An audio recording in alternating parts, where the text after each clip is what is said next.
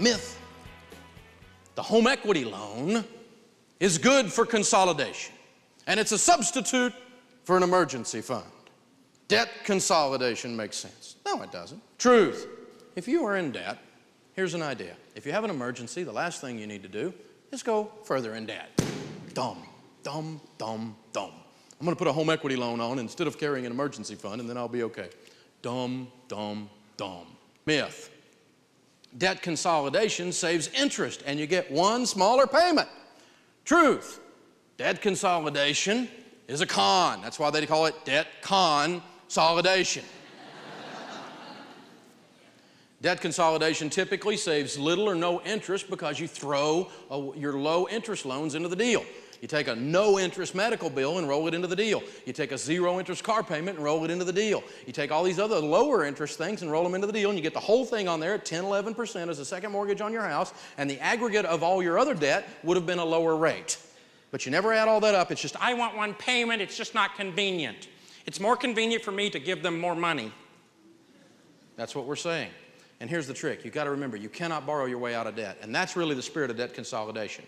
If I could find a plan, I'll just borrow my way out. You cannot borrow your way out of debt. It's impossible to borrow your way out of debt. You can't dig your way out of a hole. If you're in a hole and you dig out the bottom, you're just going deeper. That's the deal. You got to climb out of a hole. That's how you get out. And smaller payments equal to more time in debt. I just can't handle the payments, and when I debt consolidated it, I was smart financially because I have a smaller payment. If you have a smaller payment, unless the interest rate is way smaller, then you are in debt longer. That's the only part of the variable that can work. The only way to have a smaller payment is be in debt longer. That's what brings the payments down. You're going in the wrong direction. Think. You can't borrow your way out of debt. Debt consolidation doesn't work. You're listening to the best in talk radio. Common sense for your dollars and cents. Up next is Jamie in Dallas, Texas. Jamie, welcome to the Dave Ramsey Show. Hi, Dave. Hey, what's up? Hey, I just have a question regarding student loans. I have quite a few of them, and I was wondering if I should consolidate all of my student loans to one payment. Ouch. How many have you got? Probably about 4. Wow, this is not good. Okay. It's okay to consolidate student loans.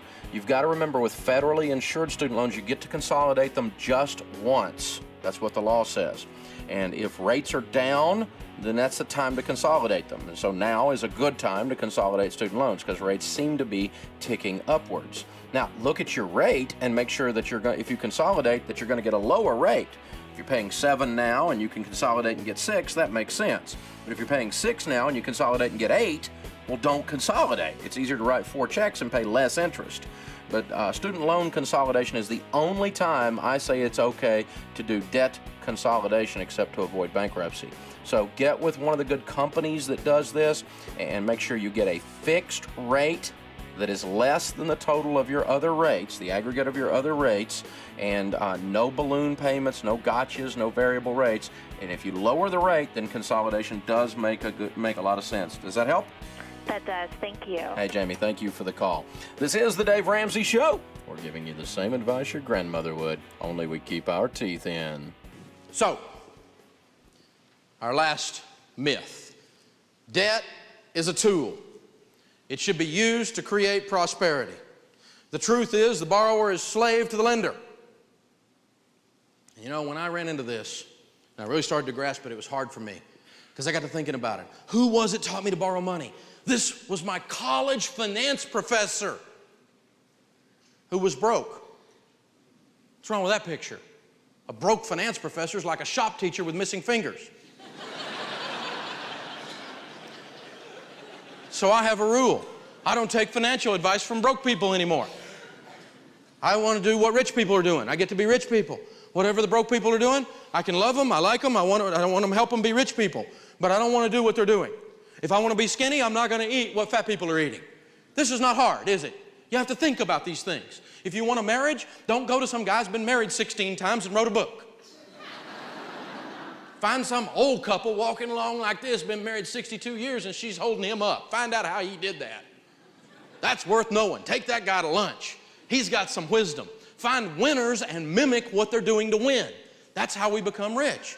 That's how this works.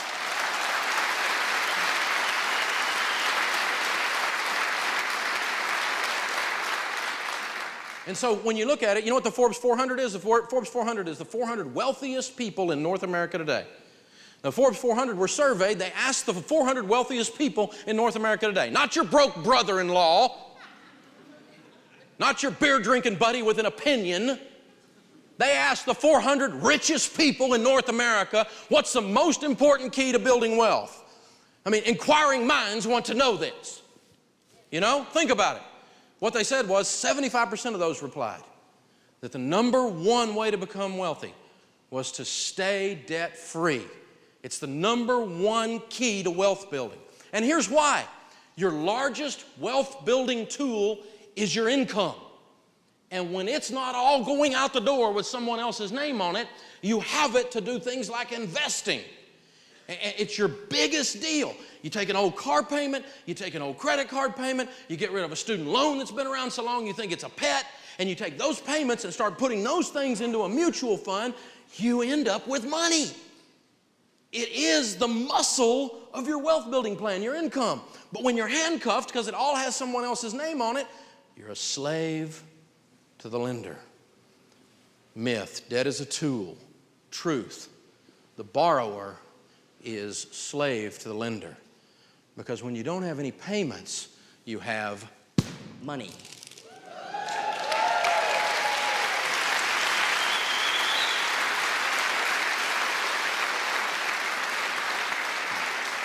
You stay in your seat.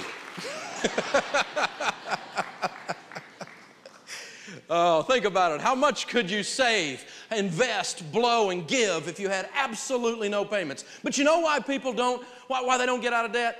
Is because they've lost their hope. That's why they don't get out of debt. They don't really believe that they can be debt-free. That's why they don't get out of debt. It's kind of like when I was growing up, my parents, we moved from the suburbs out to the country. Well, about the time I took off for college is actually when that happened. Now, out in the country in our area, it was like 5 acres. It wasn't like 50,000 acres, okay? But my dad, my little sister got involved in the rodeo over at the high school, in the rodeo club, and she was riding a horse around the barrels for a time. Have you ever seen that? Say yes. Yes. And they bought her a quarter horse to ride the barrels. His name was Bubba. And then they got tired of riding around the barrels, and they decided they were going to enter another event. And that event was kind of like the guys have in rodeo. The guys have an event in rodeo called calf roping. And if you've seen calf roping on ESPN, or if you've ever been to the rodeo or something like that, the cowboy's sitting in the saddle, the calf is released, they ride out after the calf, the lasso goes around the calf, and the horse is taught to stop and start backing up, cowboy ties off, jumps from the horse, runs his hand along the line, calf is running, has no idea, slack's running out. About the time the slack runs out, that head pops, cowboy uses that backward momentum, flips that calf upside down, ties his feet together, and holds his hands up for a time. Have you seen that event? Say yes. Yes. Well, the girls have a similar event, only they don't flip and rope calves because they're too big, the calves are, so the girls flip and rope goats. Now, I know it sounds kind of funny, but they were real serious about it, hat down over the eyes, serious about being a goat roper. I mean, it's a big deal. Goat roping is a real sport. I mean, they were real serious about it. So we had to buy her a goat to practice on. And since we were going to practice on him, we named him Practice the Goat. And so what happened in the Tennessee summer heat with the humidity standing in the field about this tall, I saw them out there with the goat. They grabbed old Practice by the ears. They gave him a little boot because she's on the horse ready to go after him, right? And he's running out through there. He's going, man, this is great. I'm not a goat. I'm a gazelle. I am gone, baby. About that time, the rope goes around his neck. He has no idea. She ties off. Bubba starts backing up. She runs from Bubba down that line. That backward momentum, that slack runs out. She grabs that goat, flips him upside down, ties his little feet together. He says, what happened? I thought I was a gazelle. I must be a goat. I got to tell you the truth. They did that to that goat 15, 20 times a day, all summer long. To the point that where they would flip and tie him, they wore the grass off and there was a bare spot. Now, if you've ever been around goats, they're not real smart.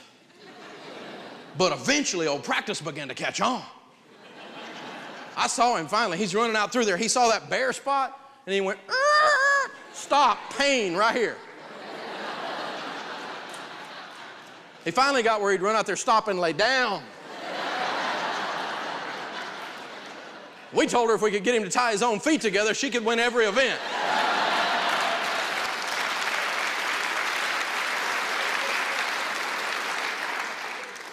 You know what happened to old Practice? Old Practice lost his hope, didn't he? He got beat up one too many times, and he just quit. He just went out there and laid down. It's kind of a funny story, but really, when you think about it in perspective of our lives, it's kind of sad. Because I meet people and they run out there and they lay down, don't they? Say, oh, you're always going to have a car payment. Little man just can't get ahead. Just forget it, you can't make it. In the greatest land the world has ever known. Plus, Practice had to go back to the goat pen, didn't he? And the other goats are going, you're not going to make it. That's just the way it is. Take it easy, man. Don't work while you're at work. Don't try to be a winner. Mediocrity, we're just goats, man. Just take it. Just go out there and lay down. That's just how it is. You're always going to have a car payment. You can't be a student without a loan. You can't have a master without a card. That's the way it is, Practice. Get over it. I got to tell you, though, I'm the goat that got away. I'm over here the other side of the bare spot. It's not really a bare spot. It's more like a mountain of dead, isn't it? And I've got lights over here and radios playing, music playing. We're throwing ropes across, shining, sending the internet over there.